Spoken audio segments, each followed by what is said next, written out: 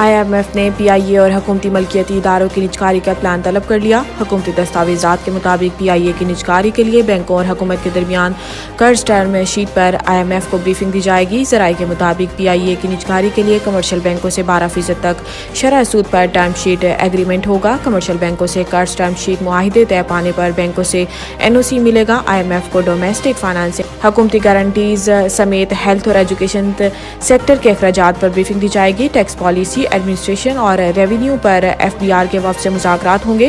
ذرائع وزارت توانائی کے مطابق توانائی سیکٹر کی کارکردگی سے IMF وفد مطمئن نہیں۔ دستاویزات میں بتایا گیا ہے کہ توانائی شعبے کے گردشی قرضے اور پاور پرچیز ایگریمنٹ پر وزارت توانائی کے حکام IMF سے مذاکرات کریں گے۔ قومی اسمبلی میں غزہ میں اسرائیلی بربریت کی مذمت کی قرارداد متفقہ طور پر منظور۔ قرارداد کے متن میں کہا گیا ہے کہ ایوان فلسطین میں اسرائیلی جارحیت کی مذمت کرتا ہے۔ غزہ میں سیز فائر کے لیے حکومت عالمی برادری پر زور دے۔ قومی اسمبلی کے اجلاس میں اسلامو فوبیا کے خلاف جنگ کے عالمی دن کے موقع پر غزہ میں صہیونی فوج اور اسرائیلی بربریت کا نشانہ بن کر شہید ہونے والے مسلمانوں کے لیے فاتحہ خوانی بھی کی گئی۔ اس سے قبل قومی اسمبلی کا اجلاس شروع ہوا تو سردار ایاز صادق نے مخصوص نشستوں پر رکن اسمبلی منتخب ہونے والے 6 اراکین سے حلف لیا۔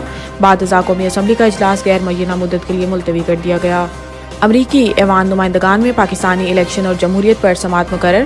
تفصیلات کے مطابق امریکی ایوان نمائندگان کی سب کمیٹی برائے مڈل ایسٹ، سینٹرل ایشیا اور شمالی افریقی امور پاکستان کے صورتحال کے بارے میں اگلے ہفتے بدھ 20 مارچ کو ایک اہم سماعت کرے گی۔ جاری کردہ نوٹس میں بتایا گیا ہے کہ امریکی محکمہ خارجہ میں اسسٹنٹ سیکرٹری ڈونلڈ لو کو بھی طلب کیا گیا ہے۔ ڈونلڈ لو پاکستان سمیت جنوبی ایشیا اور سینٹرل ایشیا امور کے بیورو کے انچارج ہیں اور بانی PTI نے انہیں اپنی سائفر کی الزامی سیاست کا مرکزی امریکی کردار قرار دے کر بڑی شہرت دی ہے۔ انہوں نے کہا ہے کہ معاون امریکی وزیر خارجہ کو دھمکیاں سنجیدہ معاملہ ہے، کانگریسی پالیسی سازی سے متعلق اپنے کام کرتی ہے۔